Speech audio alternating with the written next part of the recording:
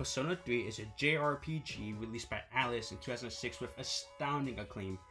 Even today, some people say it's the best of their mainline Persona games. So of course, Atlus released 2 more games based on Persona 3. That would be Persona 3 FES in 2007 and Persona 3 Portable in 2009. Both of these games features numerous additions to the other.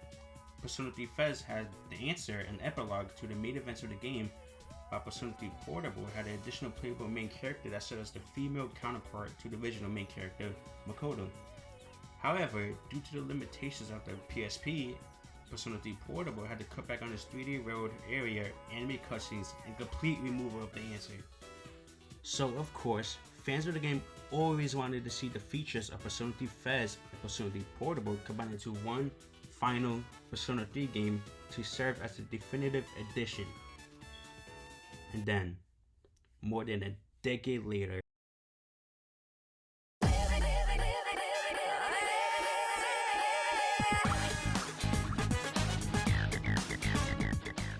Persona 3 Reload has none of that.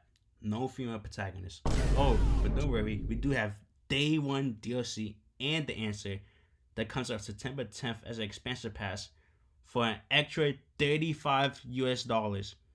This means if you want the full experience of Persona 3, you would need to cough up $125. And it's not even talk about the awful port of Persona 3 Portable on PC, Switch, Xbox, and PS4.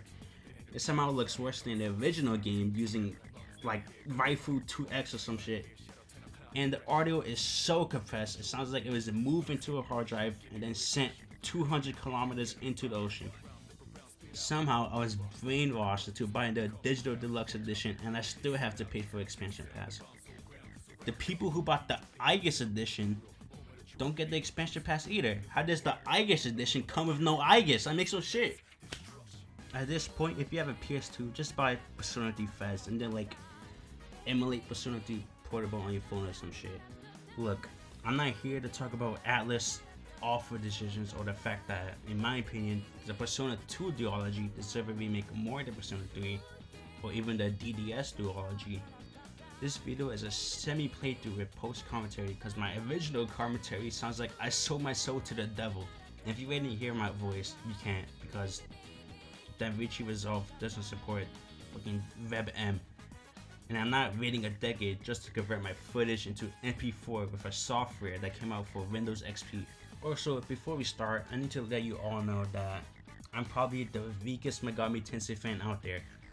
I really only played Persona 5, P5R, Persona 4 Golden, Persona 3 FES Portable, and SMT3, and with like a couple of like spin-offs like the damn dancing games. So let's begin.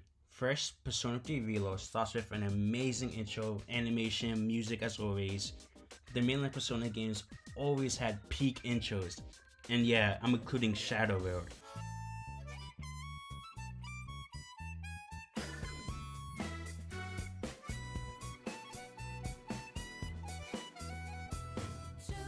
Stay in the box! No! Stay in the box! No! Get out of my skin! And then the game starts. Again, more anime, yippee, me happy. We see a girl try to shoot herself, who cares? And then we're greeted to the main character of the game, Makoto. He's your average depressed anime boy, skinny, blue hair, headphones, silent, and a little silly. We see him in a train until all of a sudden, everything turns green as if the Flying Dutchman from SpongeBob is gonna come and shove him into like a fucking perfume store. Anyway, the power turns off, everyone disappears, and there's blood everywhere with these giant coffins, and Makoto does not react at all. Wow, great use of indirect characterization, and thank you 6th grade ELA for teaching me that term. After that, we finally get to move around and we walk into this building and are immediately introduced by a mysterious little white child with a striped shirt. Wait a minute, we didn't name my character like in any JRPG, though I'm still gonna call him Makoto. After that, the lights turn on and the spooky footage disappears. And then we see Mitsuru and Yukari, which I'm not trying to pronounce their last name. We're then introduced to our new bedroom, which is honestly way better than mine. And yeah, before you ask, I do live in New York City.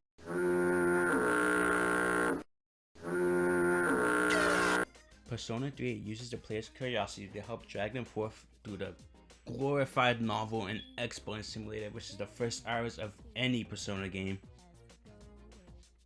Actually, it's just Persona 3, 4, and 5. Anyway, after that, we sleep, another anime cutscene, yippee, and then we get introduced to Gekikon High, which is your average school, but because it's Japan, everyone wants to go there. We walk around, taking in the atmosphere, talking to NPCs, but more importantly, we meet Junpei, who is honestly my most favorite Persona 3 character, right behind the big ass cat and the sleeping table. We also see Akihiko, who definitely doesn't have a one-note personality in the spin-off games. We also check out the city of Tatsumi Port Island, head back to the dorm, and then the next day we wake up and go to school, unfortunately, do normal school stuff, then meet the main man himself, Suji Ikutsuki. And in like 50 hours, you hate this motherfucker more than that one channel with Mr. Beast.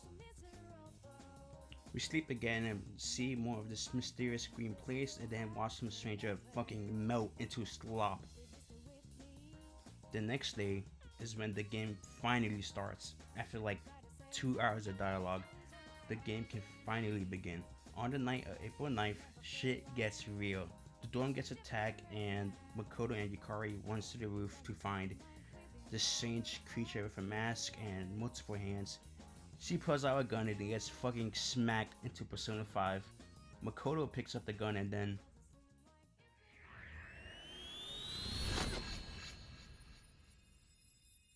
Go on.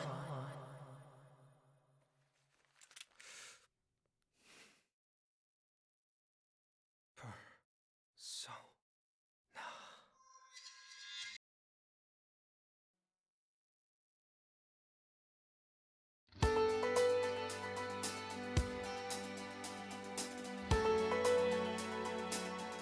I'm kidding. The awakening of Makoto's persona is honestly my most favorite in the series, and that's saying a lot considering I suck off Persona 4 more than 40-year-old Pokemon fans with Gen 1 and Gen 2 games.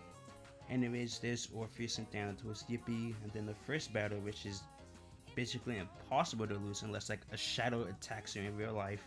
We pass out, wake up unfortunately, and listen to Yukari fucking trauma dumping us. Then, on 420, we finally go to Tartarus, and also yeah, Junpei's here. Who's the man? Anyway, the game can finally start.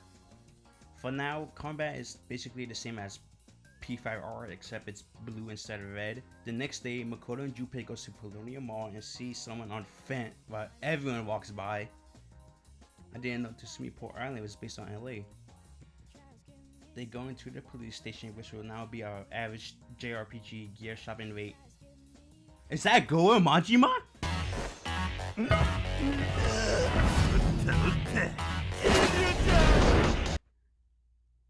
Oh shit. And now, the game can finally start for real this time. We can do whatever we want. And since I'm broke and loaded as shit, I decided to go to Tartarus to grind and beat the floor 5 boss. And holy shit, I never acted more artistic before than fighting that floor 5 boss. For starters, I kept on thinking that it was weak to pierce attacks like the original games, completely ignoring the fact that 1, this injured the original game, and 2, this boss is called Ruthless Ice Raven. And if any game has taught me, ice is weak to fire and fighting for some reason. And to make things worse, I forgot to record me winning the fight. You know what? Screw Persona 3 Reload. Let's just check out the expansion pass. Let's see. New battle music song. Awesome.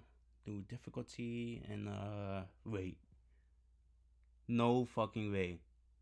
Joker from Persona 5? Ravage them. Why is he in this game? Doesn't the answer take place in like 2010? Joker was an actual fetus during the events in the answer. Oh, Atlas, please get your Persona 5 themed dildo out your ass and let him go, please!